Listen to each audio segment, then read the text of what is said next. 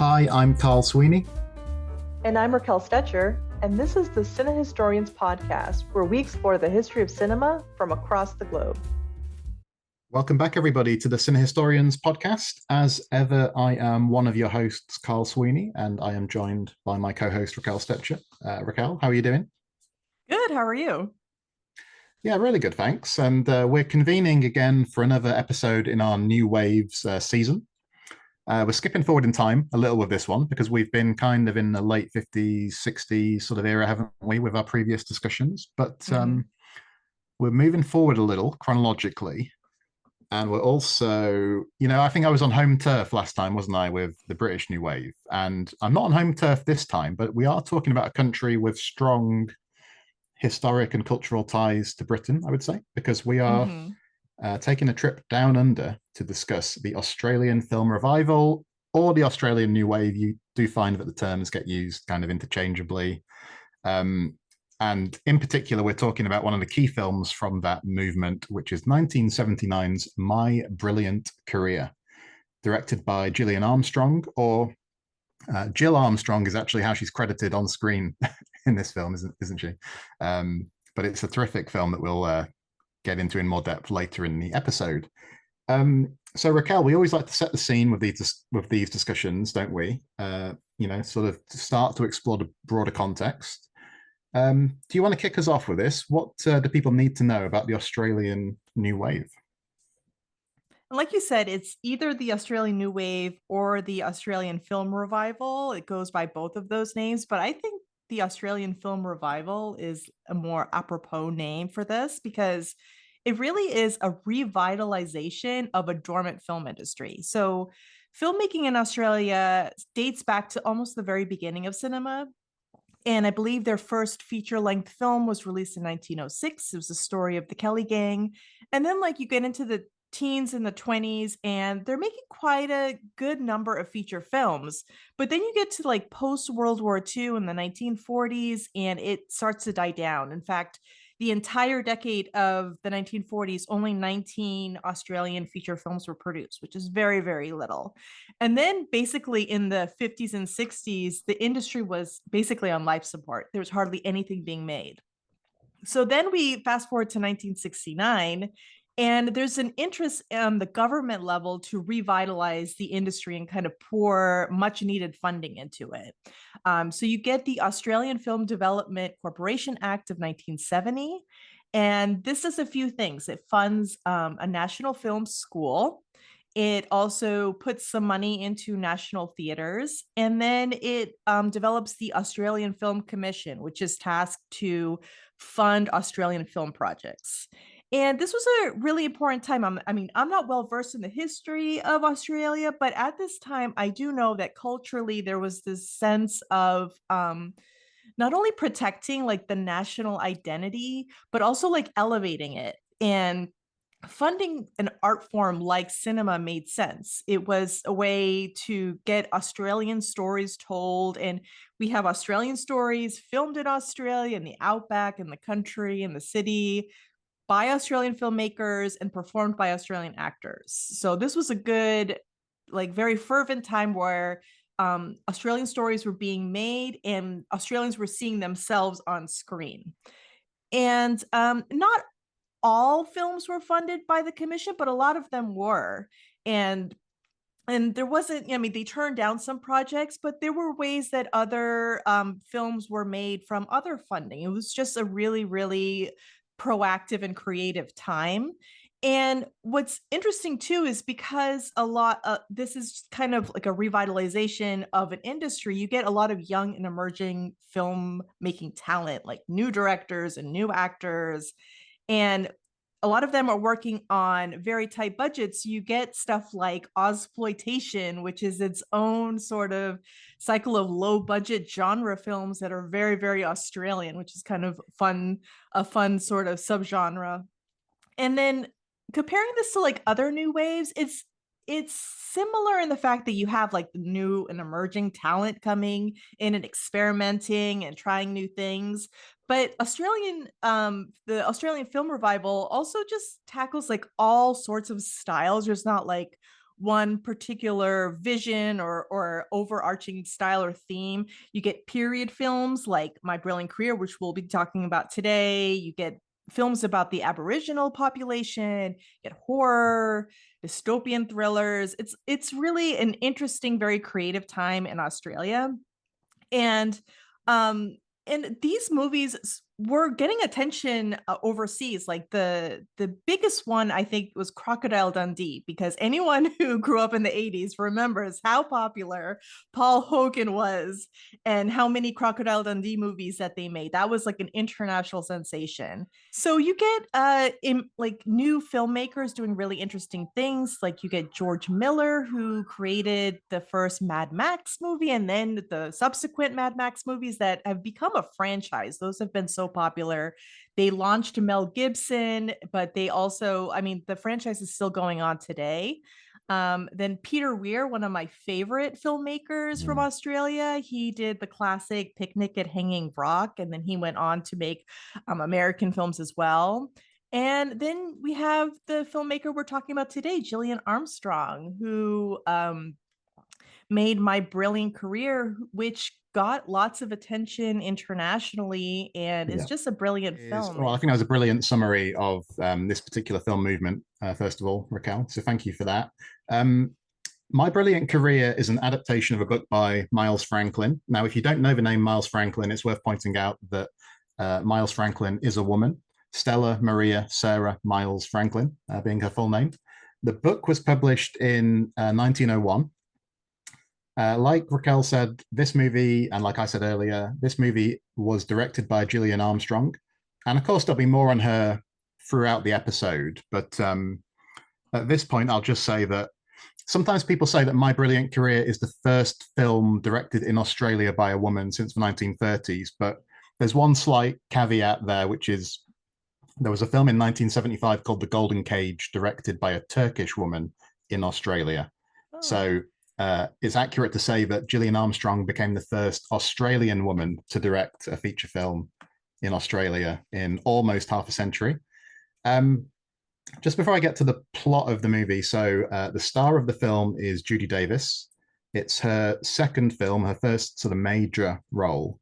Raquel mentioned Mel Gibson, and Davis had studied alongside Mel Gibson and had played Juliet to his Romeo on stage.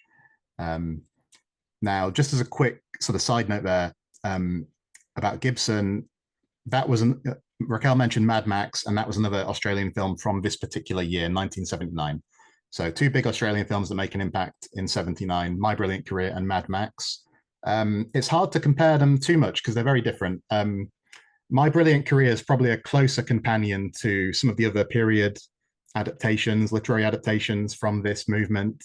You get films that are concerned with coming of age, like Picnic at Hanging Rock. And I think it's appropriate because, like Raquel was saying, this is a movement, a cinematic movement about the Australian film industry coming of age again, reviving itself. But Raquel was also saying about sort of the international attention some of these films received. And I think that's relevant too to the idea of literary adaptations, because sometimes there's a sense that adapting a novel gives things a touch of class, But actually, My Brilliant Career struggled to gain funding because of the perception that there had already been a decent amount of Australian period films like Picnic at Hanging Rock a few years earlier. So this one was co-produced by a different body, the New South Wales Film Commission, and also GUO Film Distributors. So not the centralized funding that Raquel was referring to there.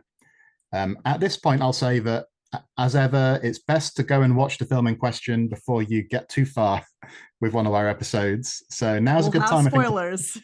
We will, and now's a good time to stop before we get to that kind of territory, I think. But what I can say before we get into the general discussion is that this film is set in various places in outback New South Wales, beginning in a place called Possum Gully in 1897. We meet Judy Davis's character, Sibylla Melvin, also referred to as Sib at various points in the film. She has artistic aspirations, but her family have other ideas for her. So her mother says early in the film that the family can't afford to have Sib living with them anymore. And then shortly afterwards, a letter arrives from Sib's grandmother, who sends for her to come and join her in a different place, Kattegat. And when she travels there, she meets some of the key characters that are a big part of the film, including a man called Frank Horden, who's a potential suitor for her, as is Harry Beecham, played by Sam Neill. But the thing is that Sib is not at all sure that marriage is actually what she wants. So I think that's a big part of the interest of the film, that we're waiting to see, will she indeed marry one of these men? Will she actually be able to realize her artistic ambitions? Can she have both of these things? Can she have a successful marriage and an artistic career? Will she end up with none of these things? So I'm sure we'll discuss this as we go on, but that's a quick synopsis, Raquel. What are your general thoughts on this film? Are you an admirer of My Brilliant Career?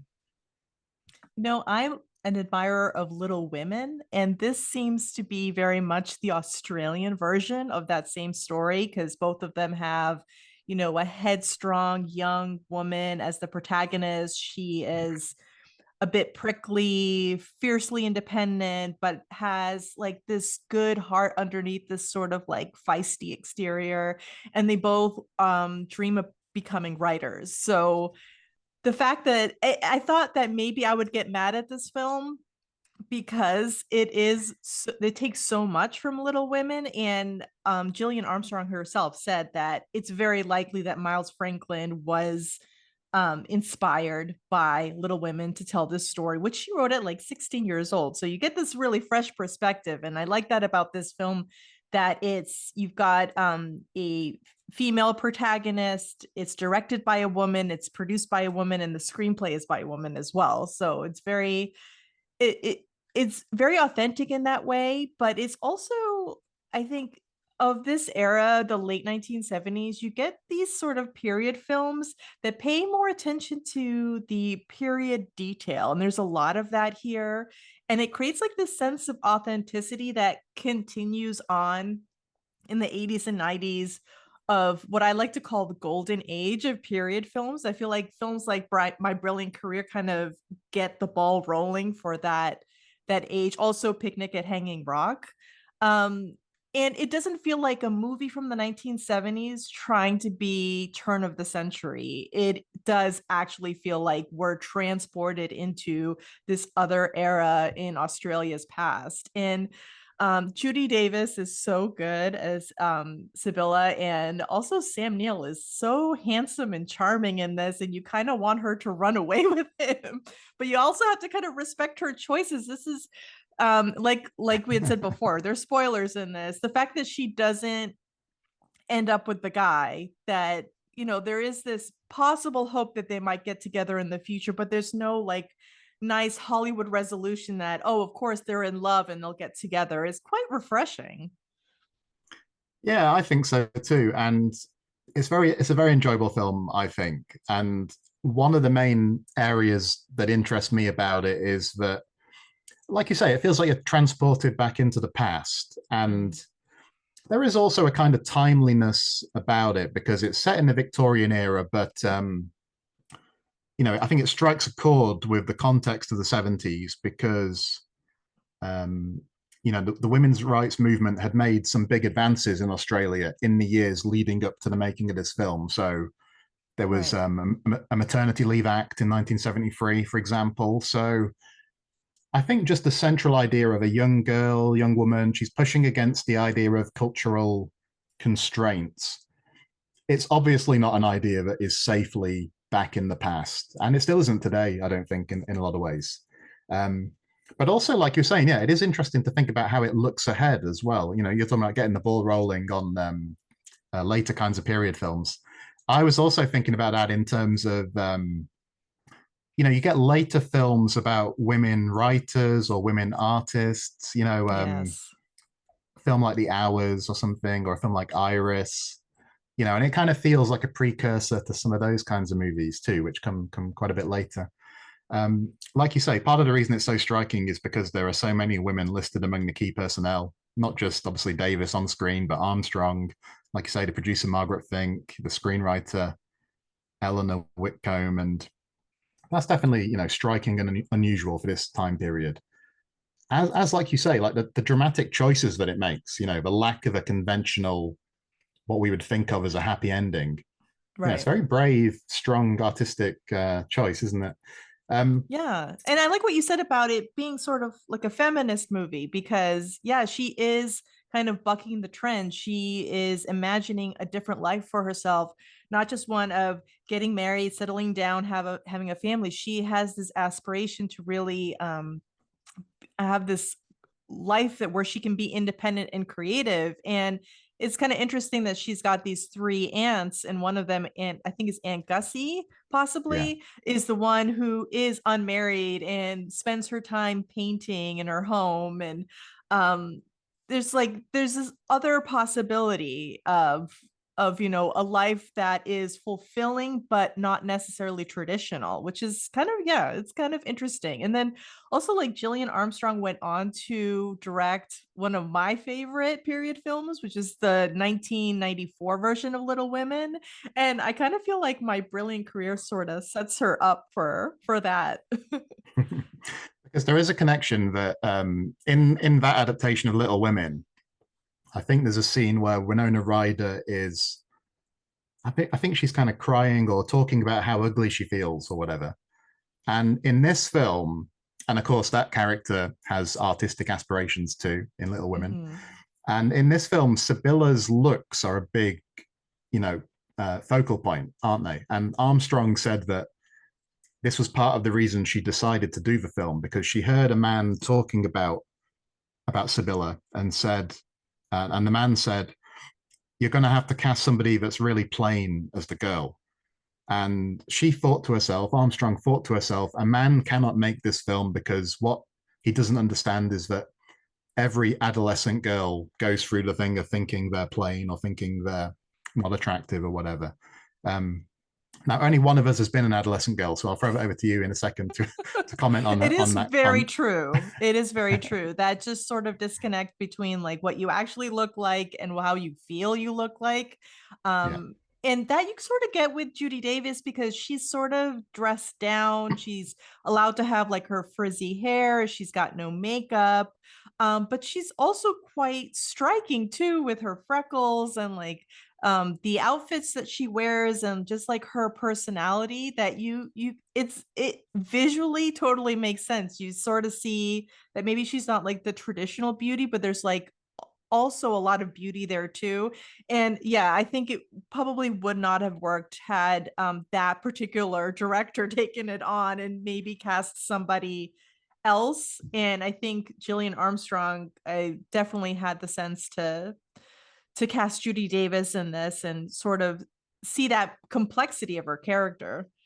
and like I said, there are lots of comments in the film from characters, talking about Sibylla's look. So, like I mentioned, there's this character Frank who is much less appealing than the Sam Neill character, but Frank says something like, "Oh, you're not at all like the rest of your family. The rest of them are also awfully good looking. And she's an interesting character because she's complex. I think like she's able Yeah. to kind of laugh that off, but in other contexts, she does get quite emotional about her appearance. Like I think there's a Mm-hmm. scene where she's looking at photos of a mother as a younger woman, and she feels herself to be ugly or unattractive by comparison. And I just think the character is a great example of what Gillian Armstrong can do, that she can have this complex approach to storytelling. And I think people have tried to compare Armstrong with Sibylla, and although they're very different, in certain ways, there are some parallels. Like Gillian Armstrong has talked about how when she was growing up in the 50s, women only did certain jobs, and in this film, you see that Sib is expected to be a servant or something. She's not expected Right. to have an artistic career. And I think At one point, Armstrong I is, think it's suggested that she could be an actress, and they yeah, are like and the grandmother's like, horrified. no. Yes, exactly. Yeah, are you suggesting my granddaughter should be an actress? I'd rather see her with her hair shorn off and shut up in a convent. Yeah, so you get a very strong sense of like the constrictions, don't you, of that Right. time. It's done very Yeah. skillfully in the film. Um, and Which yeah, I makes think her journey quite bold, the fact that she can imagine this other life for herself, because yeah, there are so many restrictions. And Yeah. yeah, I think, yeah, I'm really glad that this sort of has this direction from a woman who definitely, it seems like she really understood the character. I know that she also softened a little bit of Sibylla's Okay. relationship with Frank, I think it was. And because I think she's more cruel to him in the book, and she's kind of playfully annoyed by him in the movie. And I think she put a lot of care into making sure that this character sort of comes across as like complex. She's prickly, but she's also charming at the same time. It's all very deftly handled, I think. I'm thinking of the scene where there's a scene where Sib is standing amongst the birds, and the film doesn't beat you over the head with it, but there's kind of a comparison there that people want to put Sibylla in a cage as well, as it were. They Oh, want to, that's a good one. Yes. yeah, they want to kind of define her, not let her define herself. But she's a very interesting character. She's very determined, she's very headstrong. You Yep. just get this sense all the way through in little ways, don't you, that she can push against convention.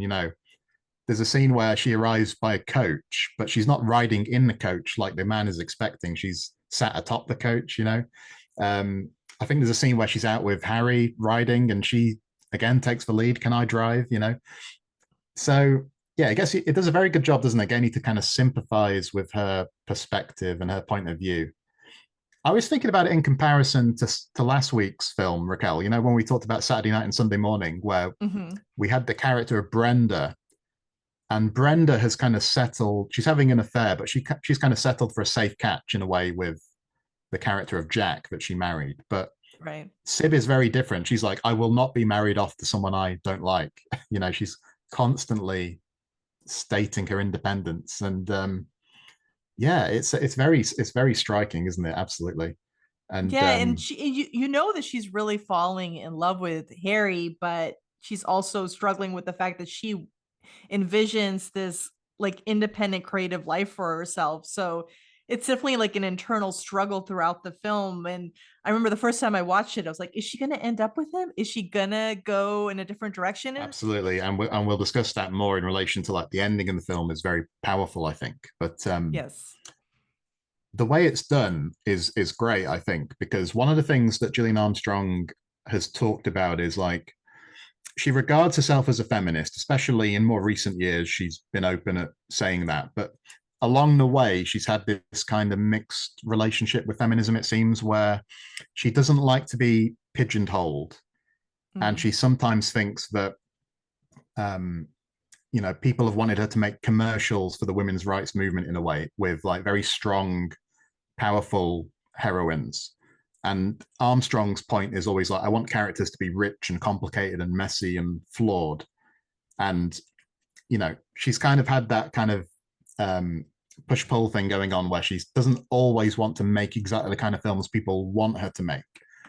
But what I think works so well about the ending of this movie is, and where it goes with Harry and Sibylla, because Sam Neill is so good looking and charming, Yes. and he's in this role and in general, and he's photographed so like lovingly, isn't he? Like lots of Yes. long, lingering shots of him in this film. And I think we're sat there watching this film for the first time, and we're sort of thinking, actually these two are really good together, you know, Mm-hmm. and actually conventional happy endings can be very satisfying, And I think we Yeah. can definitely see the appeal of seeing Judy Davis and Sam Neill getting together in this movie, because we definitely don't want it to be with Frank, because he doesn't have that charm at all that Harry has. Um, but Harry is really appealing, I think, in a lot of ways. So we can sort of see both sides of it. We can understand why she doesn't want to be a wife and have to forego what she wants to do. But I think we also do feel like like I say, the appeal of a traditional ending as well, don't we? So it kind of makes it interesting to watch the film then and see how it is going to resolve itself, doesn't it? Yeah, they have great chemistry Yeah. together, and it's like I was rooting for them to get together, and maybe they could have some sort of arrangement where she could have her independent writing career and still get the guy. And I'm sure a lot of women are watching this and be like, if you don't want him, I'll take him because he is so charming. And their love scenes together are great, even the ones that are more volatile, which we'll get into later. But yeah, yeah, I think the ending is really interesting, but I think it also, if they ended up together and it still was sort of on her terms, I think a lot of viewers would be satisfied with that too, like you were saying. Yeah, but I think ultimately you can see her point, because she says like, if she becomes a wife, she's going to be having a baby every year. She's going to be living in the bush, and you can understand why she doesn't want that. But I think what I think is so good about it is, yeah, you can understand her being skeptical of marriage, Right. but that doesn't mean she can't find this man really captivating and interesting at the same time too. And I think the film gets us to feel the same way.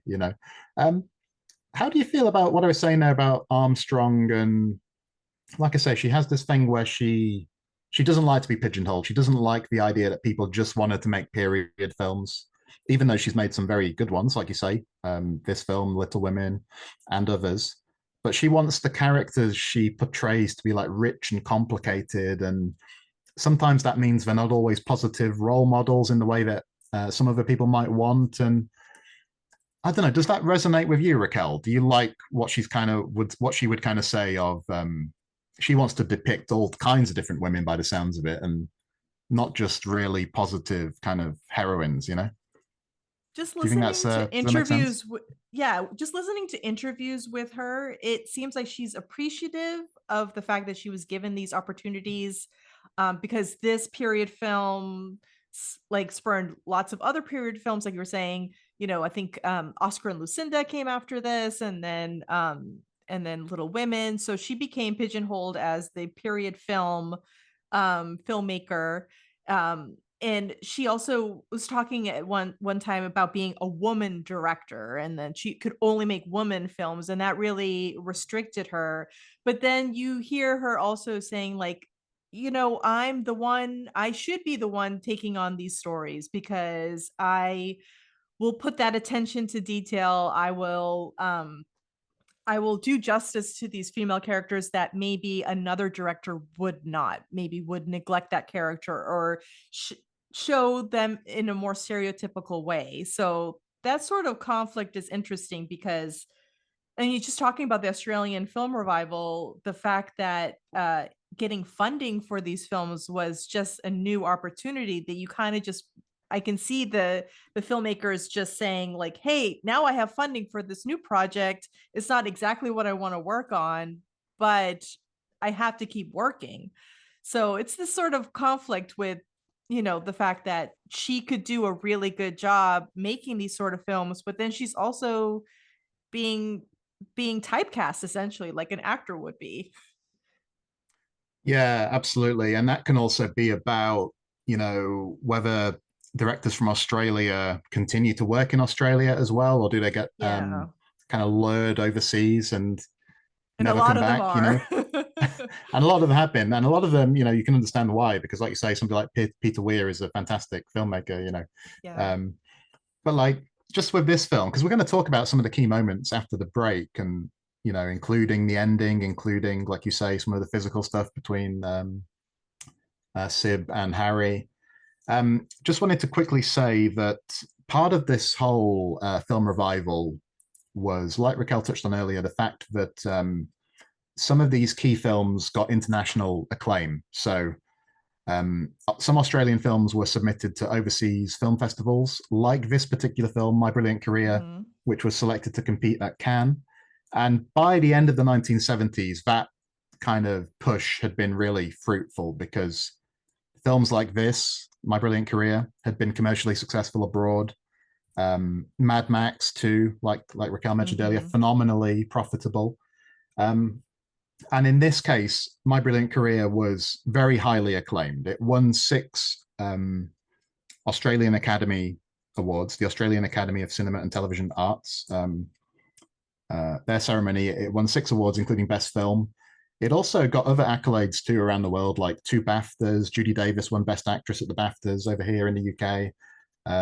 She also won Most Outstanding Newcomer. So this is a film that really did make a huge impact. So Raquel, before we take a break to come back, and we'll come back the other side of the break and look at some key moments, is there anything else you wanted to mention in this general discussion about My Brilliant Career? before I we think move it's on. interesting the fact that Judy Davis kind of struggled to make this, and I don't think she's even seen it after her one time or a couple of times watching it after it was made.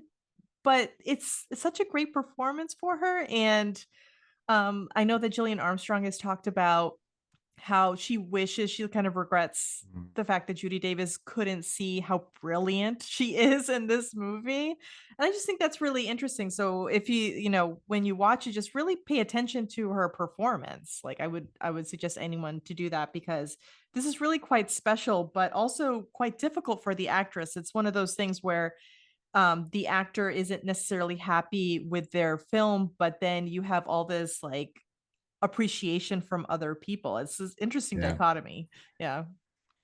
It is. It's like one of those things where you get like a rock band or something that has a massive hit that they Yeah. actually don't enjoy playing, and they're reluctant to continue to play it or something. It's such a good performance that it's hard to understand why she's not a fan of it. Um, Yes. it probably happens to some podcasters as well, Raquel, that they produce episodes that other people like, but the podcasters themselves aren't keen on. Doesn't happen to us, of course, but anyway. Yeah, we'll take a quick break then at this point, and when we come back, we'll look at some key moments from the film in a bit more detail. Okay, welcome back everybody to CineHistorians, and we are still talking about My Brilliant Career. And at this point in the podcast, we're going to look at some key moments from the movie. So, Raquel, do you want to kick us off here? I know you're very interested in like the visual style of this film, aren't you? So, what caught your eye?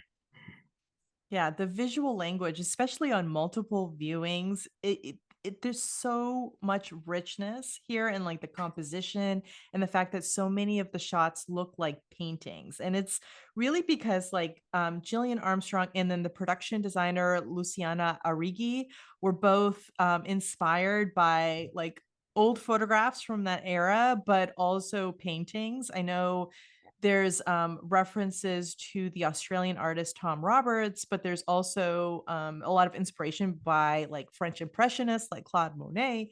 So you see throughout the movie, there's these amazingly beautiful shots that could just be frozen in time and like taken out and framed. They're just so beautiful. So I was just going to mention a few, and I'll if you're watching this on video on YouTube, you'll see the images. However, if you're just listening to this on the podcast, I will give timestamps so you can look them up yourself. So, first off, we got 22 minutes in. You have Sibylla sitting by a tree at a stream. She has this very large red parasol, which kind of pops, even though it's kind of in the background. It's just a very beautiful kind of visual cue. And on the other side of the stream, you have these cows grazing on a field. And then Frank, her first suitor, comes up to the wooden fence in the foreground, and he's got a bouquet of yellow flowers, and that's another like very colorful pop. And um that's just a beautiful, beautiful scene. And then 43 minutes in, you get a sort of similar courtship scene, but now with Sibylla and Harry. And they're at this pond and they're on a canoe. And she's got that red parasol, which is still so very striking and kind of touches back a little bit to the previous courtship scene. And he's dressed in like blue and white. He's got this boater. He looks very handsome, kind of pushing the canoe along the pond. And she's in sort of all cream with this red parasol. It's very, very beautiful, very romantic setting. But then you have these dead trees everywhere. So you have like this lovely courtship and all this greenery around them, but you have these dead trees kind of everywhere. It's this really interesting visual juxtaposition that is just amazing to look at. And then there's some other scenes too, like a lot of the scenes, how they're composed with both Harry and Sibylla are really interesting. 46 minutes in, you get this really interesting shot of both Harry and Sibylla sitting in these rocking chairs on the veranda, and they're separated by these two white columns, and Aunt Gussie appears right in between them, in between the columns. And when you look at it, it's just a very visually arresting shot. And Sibylla, in 33 minutes in, you'll see her with a flat straw hat, her long hair in a braid, and then she's wearing these black ribbons, and that is a direct visual reference to a portrait of Miles Franklin that was taken. Okay. And I'll leave a link down below so you can see, you can compare, and I'll put it up as well. But it's pretty much spot on, and I like that sort of hat tip to the author. And then 1 hour and 17 minutes in is my absolute favorite shot from the movie. It's an overhead shot, and you see Sibylla sitting in a tree, and she's wearing this beautiful purple dress with this light blue pinafore. She's reading a book, and she's got this little black kitten on her lap. And it's a great scene because it comes right after the scene where she and Harry kiss for the first time. So she's sort of like in this daze, and she's not quite concentrating on her book or on the little kitten on her lap. She's kind of just daydreaming. And this is one of those shots where I just wanted to step into the movie. It's just so romantic and beautiful. And there's so many, I could go on and on, but some of these shots look like paintings. And I know like just anybody who loves that sort of thing, like watch it for one time for the story, but then watch the movie again just for the visuals, and you'll find such absolute beauty in the movie. Yeah, because Gillian Armstrong has talked in more recent interviews that she feels the film visually has definitely stood the test of time, and like you say, absolutely it has. When you said you were going to get into the visual language, I was thinking about some of the moments from the film that came to mind. And yeah, some of the ones you mentioned also sprang to mind for me, like the scene where Sib's there with the parasol, Frank brings the flowers. Also how green that world is compared to the more kind of arid place she comes from originally, or even the later scene where she's pulling the cow out of the mud, and how neutral that is. It's just interesting how like the use of color, and then you also get a sense of the different places in this sort of world because of the color palettes. Yeah, but what I was also thinking is that there's an interesting moment where she takes Frank's flowers, and then I think he walks away and she chucks the flowers away. And it's like, yeah, this film does have this painterly quality, absolutely. And then Sibylla's within those compositions kind of disrupting the stillness of it all, because another example would be when she's in the boat with Harry and she starts rocking he's steering, she starts rocking the boat, they kind of tumble into the water. She has this mischievous quality that is hard to contain. And like, yeah, these beautiful painterly compositions can't contain her and keep her down. Visual language, Raquel, but I think the actual language of Sibylla is fascinating, particularly in the opening of the film. So this is when she's saying things like, this story is going to be all about me. Here is the story of my career, my brilliant career. I make no apology for being egotistical, because I am, So when Armstrong has talked about Sibylla, she has referred to her having this kind of pompous quality at times. And what's so interesting is like the contrast between her attitude and like, if you look at those surroundings, that kind of dusty, windy place she is living in, it's just not really the kind of place you think of as producing like a significant artist. And then of course there's the gender aspect of like, it's not that, it's not as common for girls or women to be that immodest on screen compared to men, So again, it's about the complexity of the character, because you can look at her and think, yeah, she's a bit egotistical or whatever, but also she's determined and she's confident. But definitely it seems like she doesn't suffer from imposter syndrome, does she? She's like very forthright. I have always known that I belong to the world of art and the world of literature and music and the world of culture and elegance. I don't know. I think maybe one of the themes of these episodes, Raquel, is like unexpected relatability with some of these characters, because it was very interesting last week when you were talking about Arthur Seaton in Saturday Night and Sunday Morning, and you were talking about how he's very relatable in certain ways. So here I was having that kind of feeling about Sibylla in a certain sense, that I can definitely relate to the feeling of like, she's someone who has a lot to contribute. She doesn't know necessarily how she's going to do that, and she's not necessarily from a place where that tends to happen artistically. but she knows she has stuff to contribute, and I can kind of recognize that feeling. Um, I don't think I would be as forthright as she is in expressing it necessarily, but it sets off the film in a very interesting way, doesn't it? That kind of language, I would say, you know. Yeah, I definitely relate to that too as the weird one in my family. I'm very unlike pretty much anyone else.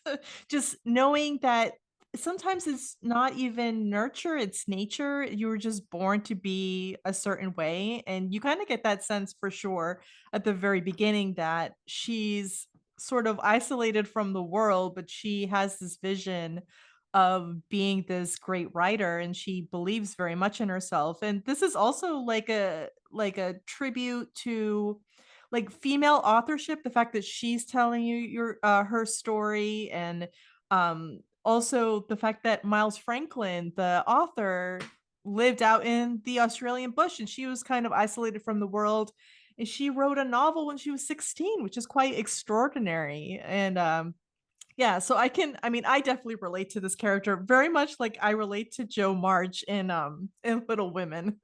And I think, again, I think to take it more broadly, it's about these different new waves showing different paths for different kinds of artists. So Right.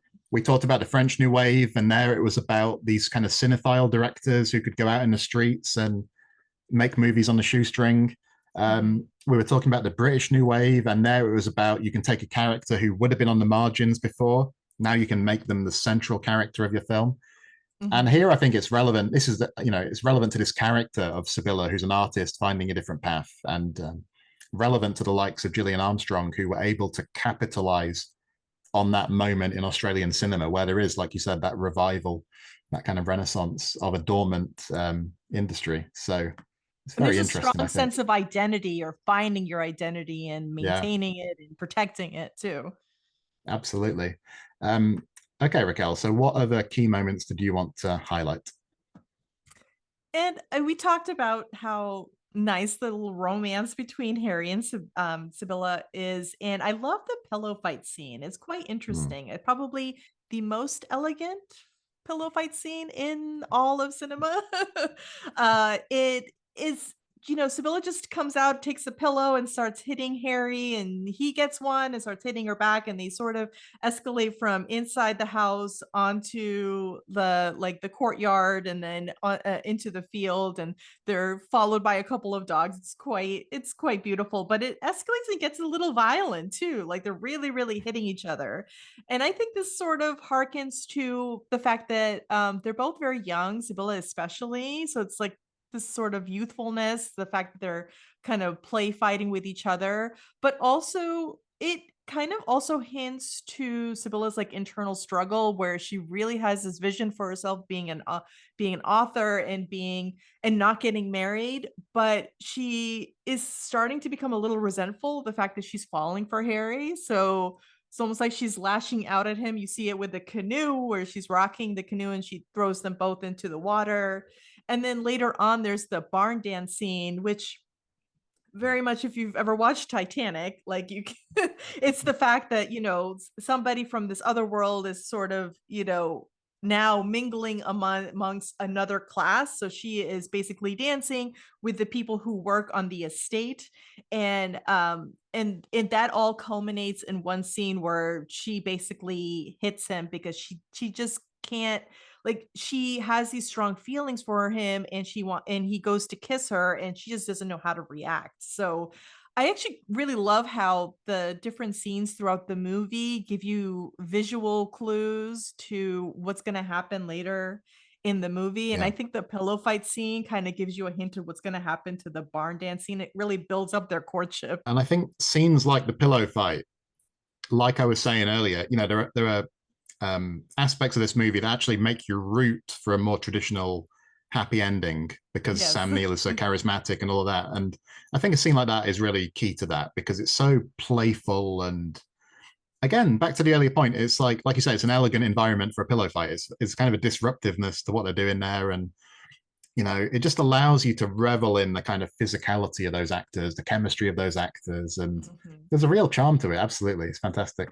Um, so I wanted to highlight the closing scenes of the film, and we've talked a bit about this as being an adaptation of Miles Franklin's book. And Gillian Armstrong hadn't read the book as a child. She was more kind of suburban and contemporary and felt that she wasn't interested in that kind of thing. She's introduced to the book by the producer, Margaret Fink.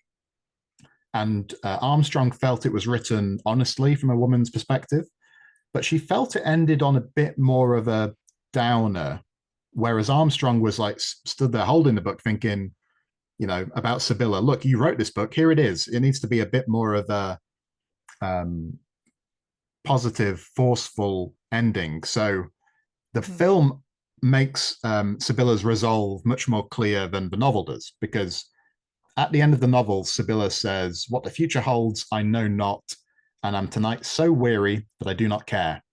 And how the film finishes is like we've been talking about. She renounces Harry. She's going to take her future into her own hands. She's finished this book. She's mailing it to this publisher in Scotland. And then we get the on-screen text that tells us the book does indeed get published. And so, you're in no doubt at the end of the book about her artistic power. And then the final scene is quite a close cousin of the opening scene of the film, because both scenes show her at home, both scenes show her reading aloud. But at the end of the film, she's now in a position she can go to the gate, she can post the book. At the beginning of the film, we're thinking how unforgiving that setting looks.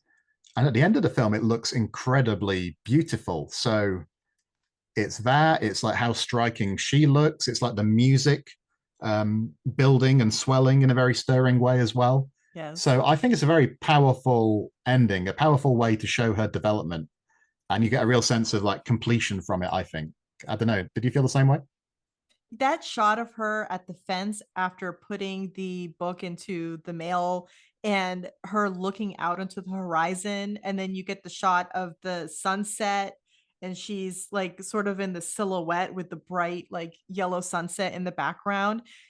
I love those shots because you could just tell there's a future ahead of her. She's looking into this future for herself, and it does that so beautifully visually. Yeah. And like you said, it does harken back to the beginning of the movie, and it kind of bookends it quite nicely. But every time I watch the ending, I'm thinking there could have been a sequel. There could have been a sequel. We could follow her as she pursues her literary career, and maybe there was another story in there. I know that the author wrote a sequel, but there's no sequel to this movie. So maybe in the future. But that shot, those final shots are just so brilliant, and how visually arresting they are. And also, like you said, with the music, it's just something very satisfying about it. Absolutely. Very powerful, I think. Absolutely. All right. So those are some key moments. And we now come to the portion of the podcast that we call Any Other Business. So I'll kick us off by talking a bit more about Gillian Armstrong. And of course, we've been talking about her all through this discussion, but she's a very interesting filmmaker. So I thought it was worth just pausing to flesh in a bit more detail about her. So born in 1950, like I said, born in suburban Australia, Melbourne. She was the daughter of an amateur photographer father who had to sell real estate for a living, didn't get to realize his artistic ambitions. And her mother was a primary school teacher. So what's interesting is we sort of think about, a lot of the time, we think about women directors and we think that, it's so good for them to have other female directors now to aspire to be like. Somebody growing up now and wanting to be a film director who's a young girl or whatever can look at Greta Gerwig or Jane Campion or whoever. But what Gillian Armstrong said was that because there was no film industry in Australia when she was growing up, not only wasn't she thinking about the possibility of being a woman director, none of the men who wanted, who were interested in film even thought becoming a director was possible either. Nobody was thinking about it because it just wasn't a possibility. What she said was good about her artistic aspirations was because her father couldn't follow his own dreams, he was very encouraging with his own children that they could follow theirs. So, she enrolls in what was called the Swinburne School of Film and Television. She was thinking about production design. She then found some work as an assistant editor. Then the film school was established that Raquel was talking about earlier, which was a government initiative. And she was one of only two women in the first cohort of that school. And she said like the training she got there was a big part of the success. And then I think part of the reason why her films are so brilliantly designed is that she also gained some experience working in the art department on some movies. For example, she worked as the art director on a film called The Trespassers. And I don't know, just a very interesting filmmaker, Raquel, because like she's done both dramas and feature films, but also documentaries. Like we've said, she didn't want to be pigeonholed. She didn't like the idea of just making period films all the time. So Right. she follows up My Brilliant Career with a quirky, low budget musical comedy called Starstruck. And she did get lured to America, but then she came, has made Australian films later as well, and has also made international co-productions. And I don't know, I think that's what's interesting to me about her is that, you know, you might look at a couple of her films and think you know what she does, but if you look at the whole the totality of her career, she's very hard to pin down. She's made lots of different kinds of films. She's had a very long, productive, prolific career. And yeah, I just think there's something very fascinating about that. She You were contains saying that, multitudes for sure. And the yeah, fact that she was able to keep working where a lot of female directors have these gaps in their career because they can't get funding or they can't get projects. But the fact that she was able to just like pretty much work for quite a long time. And I don't know, she's just fascinating. And my first introduction to her was Little Women. So the fact that she like and Little Women actually takes place near where I am, so I already have like emotional connection to this, and the fact that I think she made the best version of Little Women. Sorry, Greta Gerwig, but I really think the 94 version is the best and maybe the most authentic in terms of style and then also just one thematically very and quick book recommendation. There's a scholarly book about Gillian Armstrong, but it's very accessible if people can find it. And it's called Gillian Armstrong, Popular, Sensual, and Ethical Cinema. And it's written by Julia Earhart. So I'll just quickly mention that. Raquel, you wanted to talk a bit more about some of the other films in this movement, didn't you? In some other films from the film revival. yes, this is such a like if you want to get into the Australian film revival scene, I have some great recommendations. We were talking about Picnic at Hanging Rock, which is also a period film. So if you like My Brilliant Career, you might also like that one too. That is probably one of known of the new wave films. It is this sort of like dreamy mystery set in an all-girls school, and you have this sort of like evil lurking in the background that's never really seen. And it's about how the girls and the teachers go on this nature trip, and some of them disappear and don't come back. And I love it. It's very dreamy. It's got a little bit of magical realism in it. It's so nice. And then there's like all sorts of other really great films like I highly recommend watching a few of the films about the Aboriginal communities like Walkabout like I had mentioned, and then also because that's one of the seminal films about the Australian outback, and that one has the actor David Gulpilil, who was an Aboriginal actor and very very good in that film. I also recommend The Chant of Jimmy Blacksmith, which not a lot of people talk about. It's this quite brutal story about white colonialism and the oppression of the Aboriginal population. It's quite shocking and but very very interesting. And if anyone wants to explore like Ozploitation, like if you liked, Mad Max, you might want to watch like The Cars That Ate Paris, which is Peter Weir's like kind of crazy horror comedy involving car accidents. My favorite of the Peter Weir Ozploitation movies is The Plumber. It's like this home invasion psychological thriller about this plumber who keeps destroying this woman's bathroom in order to force his presence in her home. And I watched it for the first time recently, just like researching the Australian film revival, and I was absolutely floored with how good it was. So, if any of these recommendations interest you, definitely start with Picnic at Hanging Rock, but definitely catch The Plumber Well, too. I'd echo quite a few of yours. Absolutely, Picnic at Hanging Rock is a fantastic film, and it'd be great if people, could check that out. There's one I wanted to throw into the discussion, which is called Wake in Fright from 1971. Um, it's another one of those films that is directed by an outsider in a way. So I think the director, Ted Kotcheff, is actually Canadian.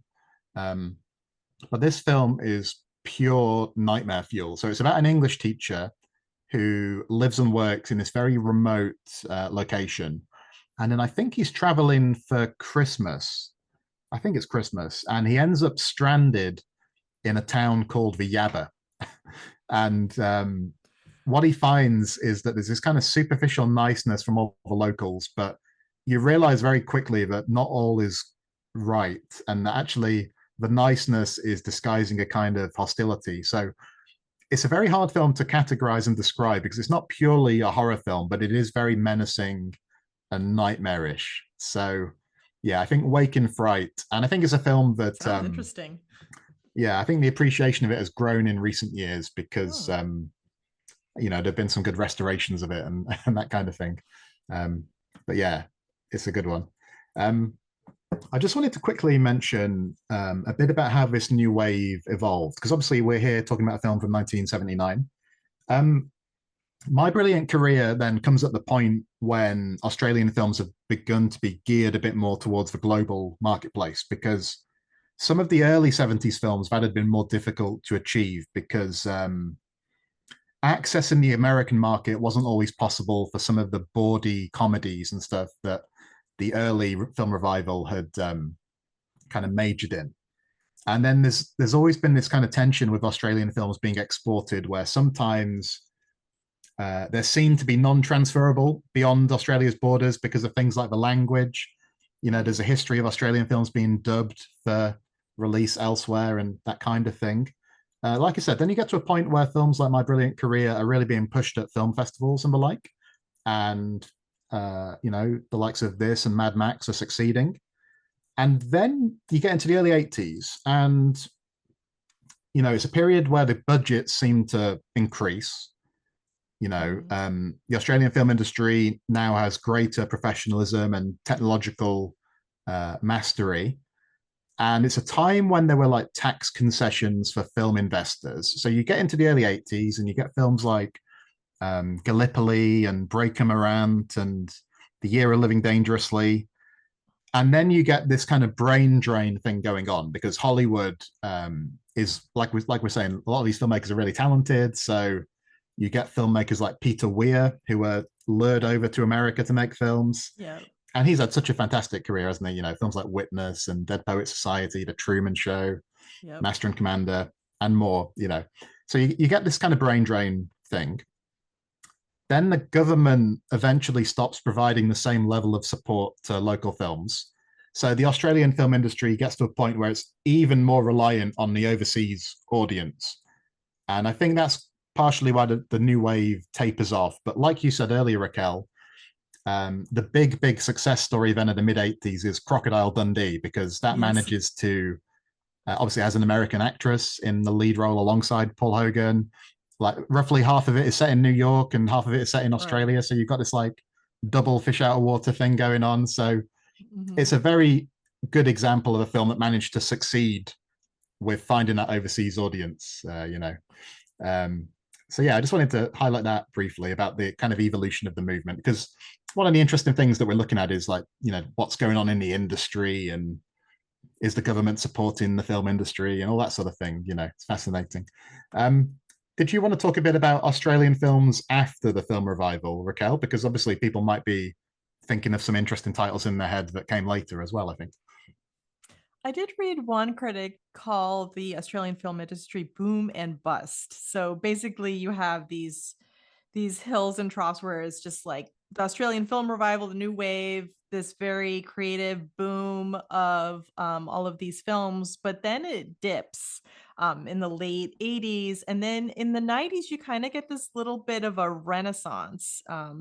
It's sometimes referred to as the glitter cycle. There's a lot of comedies that come out of this era.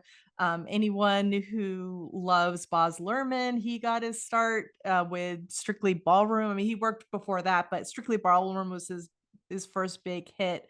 Then you have the movie Babe, it's a children's classic Muriel's Wedding, which I absolutely love. The Adventures of Priscilla, Queen of the Desert comes out. So you kind of get this renaissance in Australian filmmaking, but then it kind of goes down again, and it hasn't really recovered very much in the turn of the century. However, like you were saying about the brain drain, there is like this incredible pool of talent that come out of Australia, but it's either stay in Australia and starve or go to Hollywood and be fed, essentially. And then we have so many amazing Australian actors like Russell Crowe, Kate Blanchett, Hugh Jackman, Nicole Kidman. A lot of people forget Nicole Kidman is actually from Australia.